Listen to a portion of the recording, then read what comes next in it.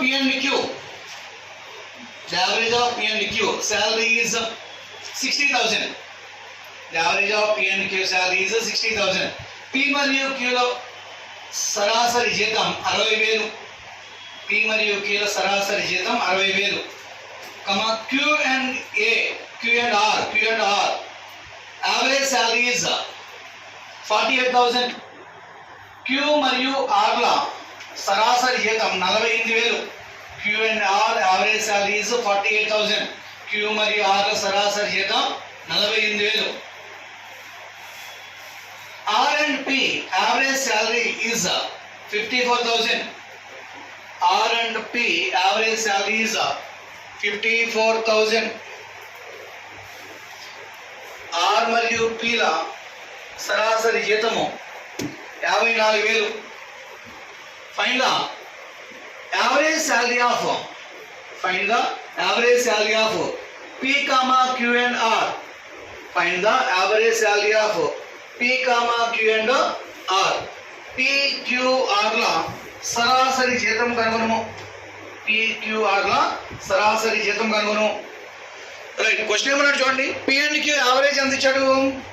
60,000. Q and R 48,000. మరి R and P 54. Right, look at both. So P, Q average salary మనకి ఎంత ఇచ్చాడమ్మా చెప్పాలి? 60,000. Q and R average salary ఎంత ఇచ్చాడు? 48,000. R and P average salary ఎంత ఇచ్చాడు? 54,000. ఇది వాడు ఇచ్చిన క్వశ్చనేగా అనగా మనం కనుక్కోవాల్సింది ఏంటి?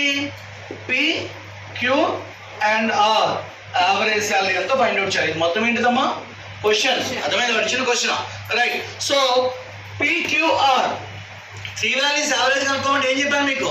ఈ 3 వాల్యూస్ ని యాడ్ చేసి బై 3 చేయమని చెప్పాను. అన్నిట్లో కామన్ గా ఎన్ని జీరోస్ ఉన్నాయి?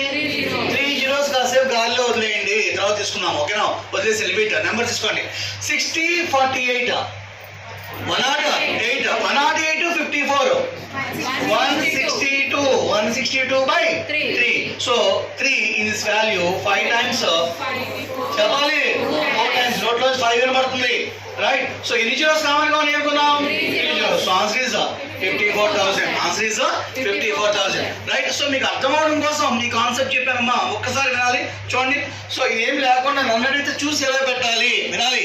చూసి ఎలా పెట్టాలి? P and Q average salary ఎంత అని చెప్పాడు? 60,000. Next R and P average salary ఎంత అని చెప్పాడు చెప్పాలి? 54,000. Next Q and R average salary ఎంత ఇచ్చాడు? 48,000. ఇది వచ్చిన కాన్సెప్ట్ అండి. Right, so what is the difference? Difference అనేది ఈక్వల్ గా ఉంటే answer is the middle is right answer. Difference అనేది ఈక్వల్ గా ఉంటే ఆన్సర్ ఏమవుతుంది? మిడిల్ వన్, సరాసరి, సగటు. ఓకేనా? సరాసరి, యావరేజ్ ఈజ్ 54,000 అండి. నన్ను అడిగితే చూసి మనం చెప్పుకున్న మాట చాలా ఇంపార్టెంట్. నెక్స్ట్ ప్రాబ్లం కూడా ఇంపార్టెంట్, వెరీ వెరీ ఇంపార్టెంట్ అండి.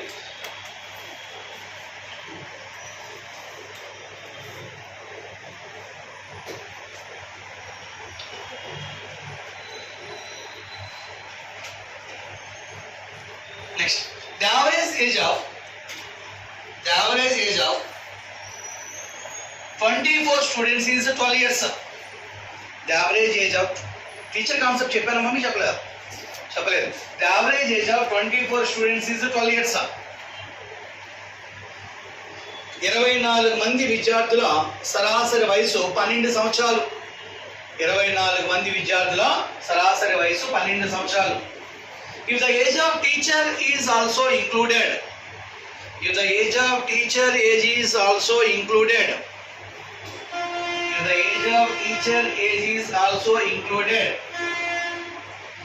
average is increased by 1 year.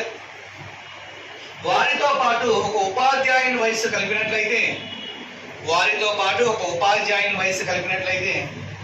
వారి యొక్క సరాసరి 1 సంవత్సరం పెరిగినాం. Average is increased by 1 year. వారి యొక్క సరాసరి వయసు 1 సంవత్సరం పెరిగినాం.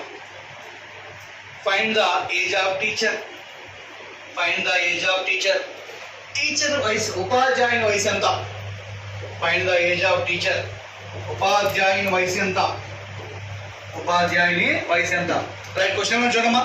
The average age of 24 students is 12 years. Class లో 24 మెంబర్స్ ఉన్నారంట.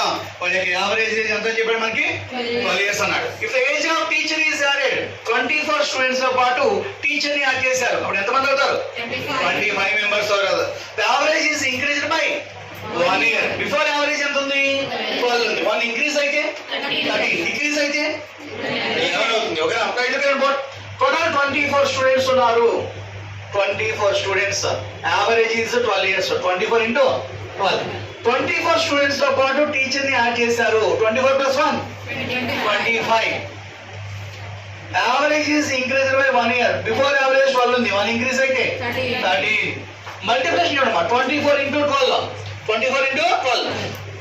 24 రౌండ్ ఫిట్ చేద్దామా? 12 రౌండ్ ఫిట్ చేద్దామా? 12 రౌండ్ ఫిట్ చేస్తున్నాం. 12 దేనికి రౌండ్ ఫిట్ చేస్తాం? 10 కి. 10 ఇంటూ 24 240. 24 డబుల్ అయితే 48. 240 ప్లస్ 48 288. 288. రైట్. 25 రౌండ్ ఫిట్ చేద్దామా? 13 రౌండ్ ఫిట్ చేద్దామా? 13. 10 ఇంటూ 25 250. 25 ట్రిపుల్ అయితే 75. 250 ప్లస్ 75 325. ఓన్లీ స్టూడెంట్స్ ఏజీ 288, including teacher age 325. That means the teacher age is 37. Difference is 37 years. Subtraction ఎలా చేయాలి? మనకు తెలిసిన కాన్సెప్ట్ ఏంటి? హైయెస్ట్ నెంబర్ కనబడే 325 285 రాసేయడం కావాలి. ఇక్కడ లోయెస్ట్ నుంచి హైయెస్ట్ సబ్ట్రాక్ట్ చేస్తున్నామండి.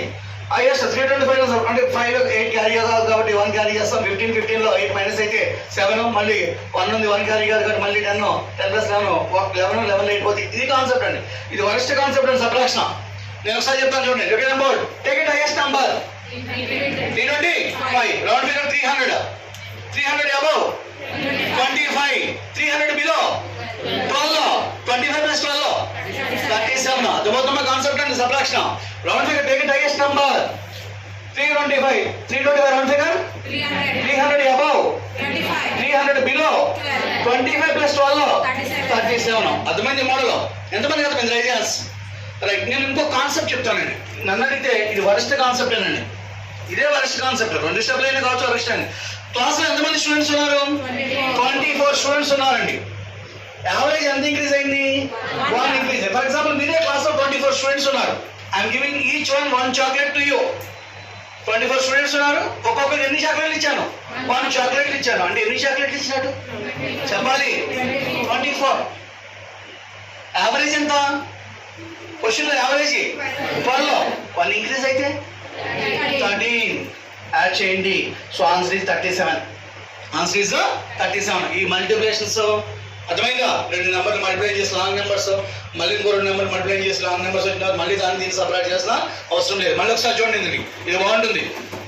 క్లాస్ ఎంతమంది స్టూడెంట్స్ ఉన్నారు? యావరేజ్ ఇంక్రీజ్ డిక్రీజ్ ఆ నెంబర్ ఇంపార్టెంట్. 24 మెంబర్స్ ఉన్నారు. యావరేజ్ 1 అన్నాడు. 24 ఇంటూ 1 24. యావరేజ్ 12. 1 ఇంక్రీజ్ అయితే 13. 24 plus 13 37 is answer. Preferable first ఆ సెకండ్? మీకు ఏం డౌట్ ఉంటే నెక్స్ట్ వాళ్ళు నేను క్లారిఫై చేస్తాను. వస్తాను.